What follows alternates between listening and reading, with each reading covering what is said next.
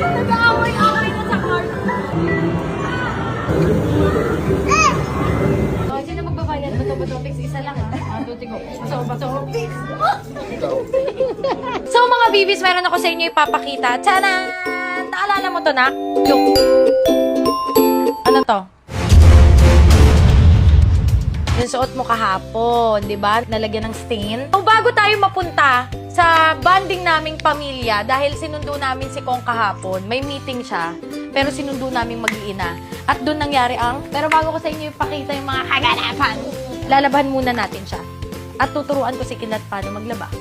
Are you ready? Marunong ka ba mag-laundry? Marunong ka ba maglaba? So, tuwing naglalaba kami mga bibis, syempre ang gamit ko is Tiny Buds Laundry Powder. All natural siya. Safe siya sa mga kids.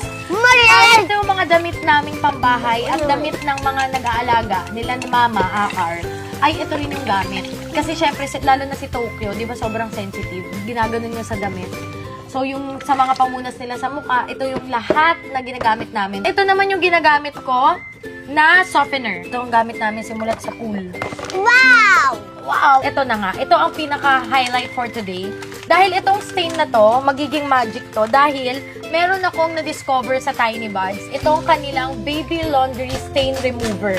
Ito ay bleach-free and color-safe. So, pag nagka-stain sa puti or sa colored nilang damit, safe. Hindi siya mamumuti. So, sobrang perfect nito. Papakita ko sa inyo kung paano siya ginagamit. O, sprayan mo anak. Yung mga stain. Safe to mga bibis sa kamay ng anak nyo ha. Ito ay bleach-free. Ito pa. Pag nalagyan nyo na siya, set aside muna natin 5 to 10 minutes. Wow! Okay, so itong naalnawan natin, ilalagay na natin dito. Mag-listen ka kay mami nak ha, para marunong ka maglaba. Okay, kuha ka ng isa.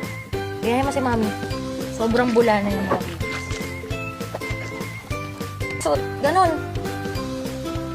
Yan, very good. Saludo talaga ako sa mga mommies na sila yung gumagawa ng naglalaba pa. Sila yung naglalaba, nag-aalaga ng anak, nagluluto. Kasi ako kung maglalaba man ako, pa isa-isa, padala-dalawa lang. Kasi yun yung mga kunwari, may lakad kami kinakasan, kailangan na nila gamitin. Yan. For 10 minutes, itong ating nalagyan ng stain remover ay pwede na nating ihalo sa ating normal na labahin at saka mo na siyang gugusutin. So, tulong mo ko, help mo ko dahil sa'yo to eh. So, yung ating nalagyan ng konting gusot lang to. Guys, ayan na, dahil meron ng Tiny Buds stain remover,